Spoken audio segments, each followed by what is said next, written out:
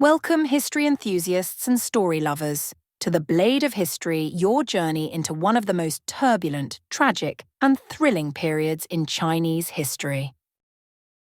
In our last episode, we watched as the tyrant Dong Zhuo tightened his grip on the Han court, murdering the young emperor Shao and placing a puppet on the throne. His cruelty and ambition finally pushed the regional warlords of the empire to their breaking point. In early 190 AD, they formed a grand alliance, the Guandong Coalition, under the leadership of the nobleman Yuan Shao. In today's episode, we witness the first real clashes of this monumental civil war.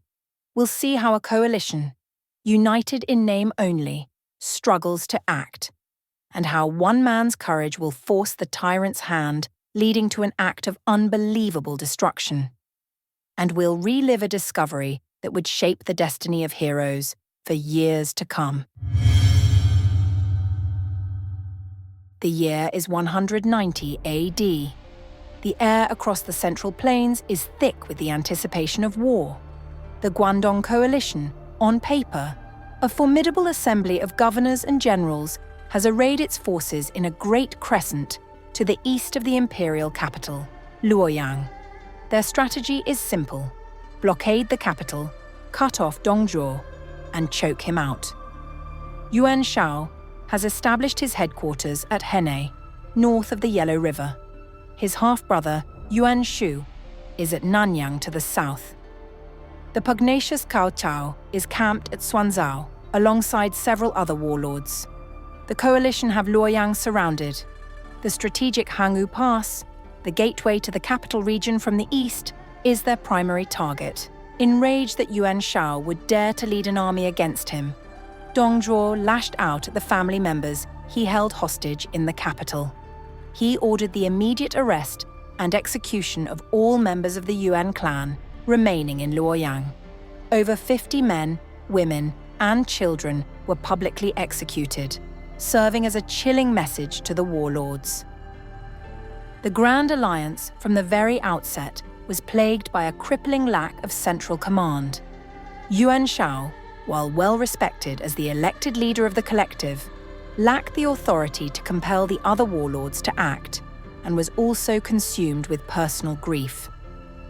The records of the Three Kingdoms, compiled by historian Chen Shou, notes that while the warlords' armies were numerous, they were hesitant and timid, and ultimately did nothing. Each leader harbored his own ambitions.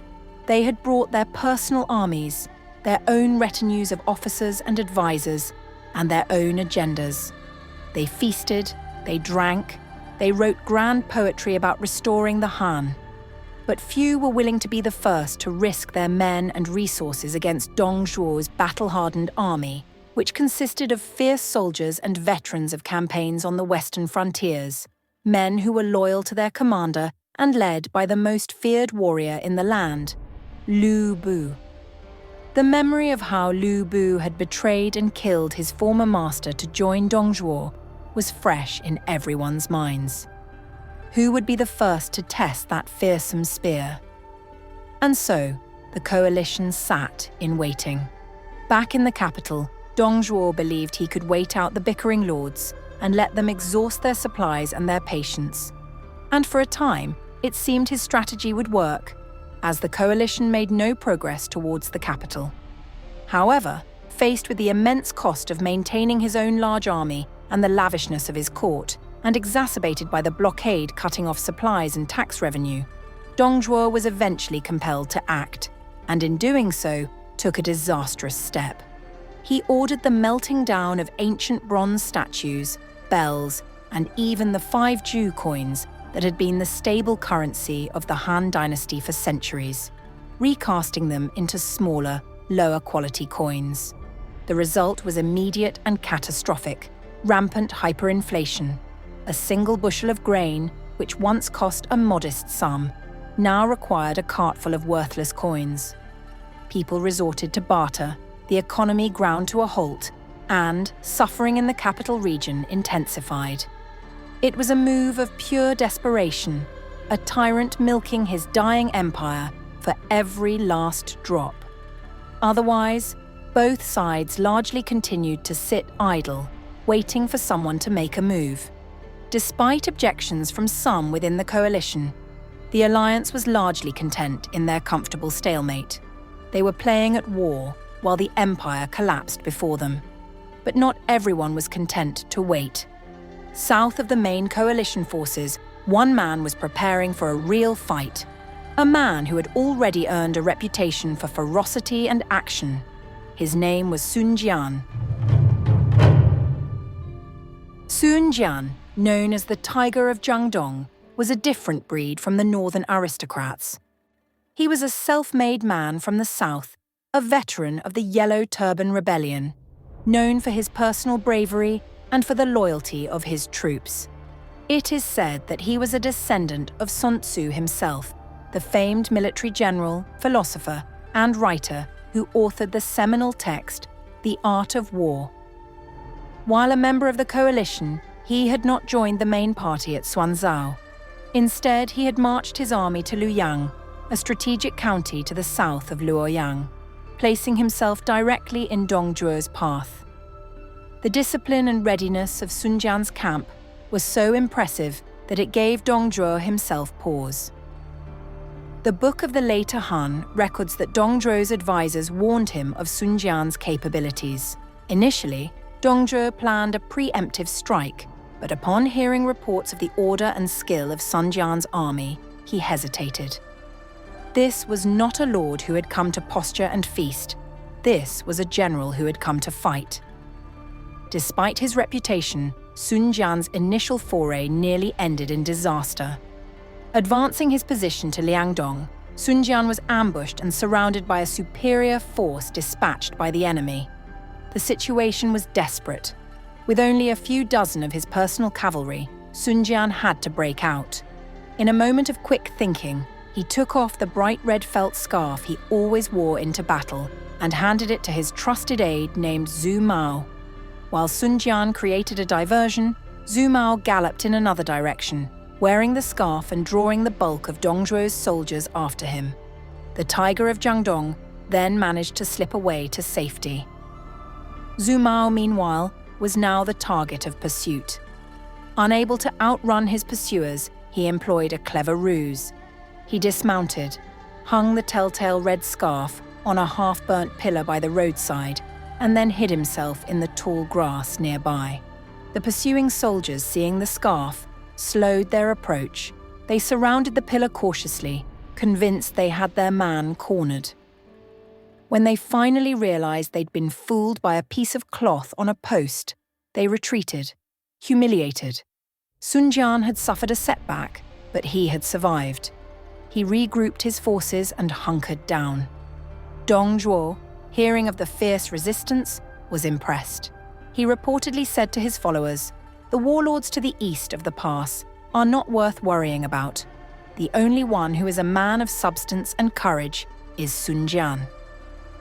In the spring of 190 AD, Dong Zhuo, seeking to press his advantage, dispatched a substantial force to crush Sun Jian.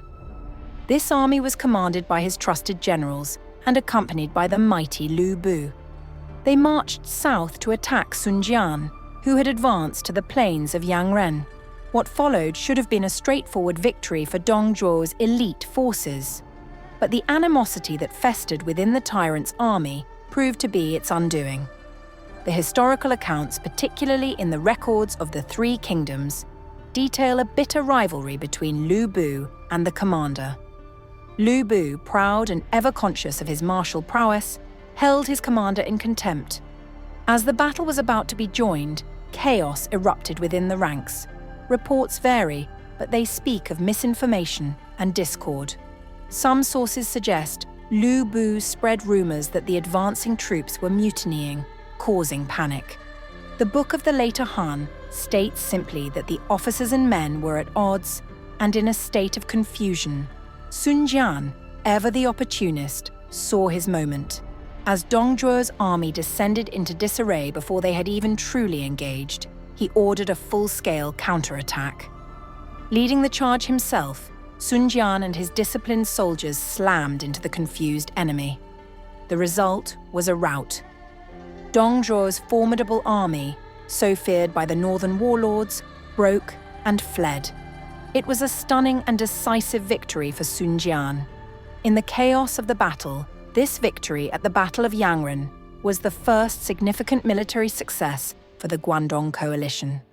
A single proactive warlord had achieved what the Grand Council of Leaders had failed to do. He had bloodied Dong Zhuo's nose and proven that the tyrant was not invincible.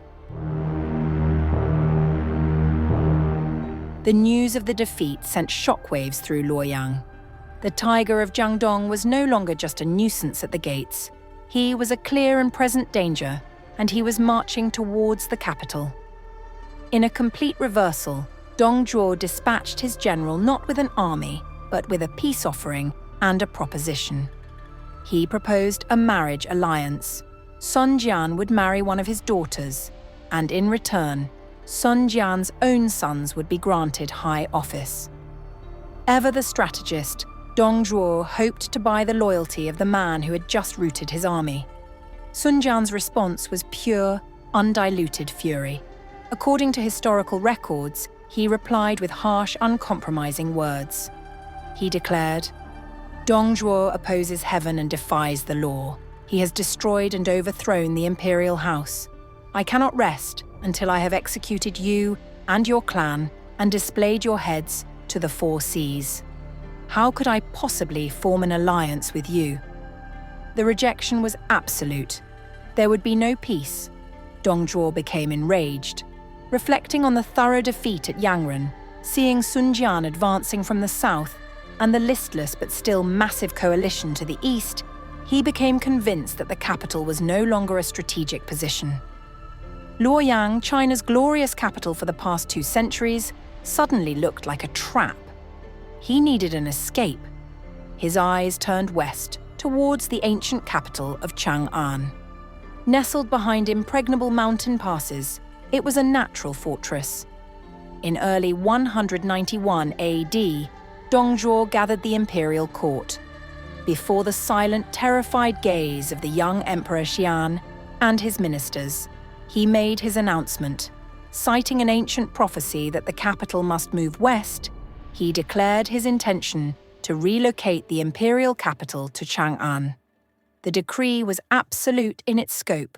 The emperor, the officials, the court archives, and the entire civilian population of Luoyang, numbering in the millions, were to be uprooted and forcibly marched west. Dong Zhuo and his main army would remain behind. They would form a formidable rearguard, defending the now emptying capital to oversee the exodus. And as for the capital itself, Dong Zhuo ordered Luoyang burned to the ground. The court was thrown into turmoil. This plan was not just drastic, it was sacrilegious. Court officials stepped forward to vehemently protest. As recorded in the book of the later Han, one minister spoke for many when he stated, "In the past, there have been rebellions, but never has the capital been moved. To abandon the imperial ancestral temples and tombs without due cause will create alarm among the people. This is not a plan for the security of the state." Dong Zhuo's response was swift, brutal, and public. With a chilling precedent of the recent executions of other high officials lingering in the air, Dong Zhuo silenced the new dissent not with debate, but with an immediate show of force. For the crime of opposing his will, he deposed the protesting officials from their posts on the spot. The message was unmistakable. Any who dared to speak against the plan would be stripped of their power, their titles, and perhaps their lives. The rest of the court fell into a terrified silence. The decision was made. The tyrant's choice was now the empire's fate. The decree was issued. The imperial court, the government, and the entire population of Luoyang were to be uprooted and forced on a brutal march covering hundreds of kilometers. While the coalition lords continued to debate and posture, Dong Zhuo was about to unleash an act of cultural and human destruction that would scar the empire for a generation. Join us next time as we follow the lone, desperate pursuit by a frustrated Cao Cao and the horrifying razing of Luoyang. If you enjoyed this episode, don't forget to hit the like button. It really helps us out. And subscribe for more deep dives into the epic history of ancient China. New episodes every week.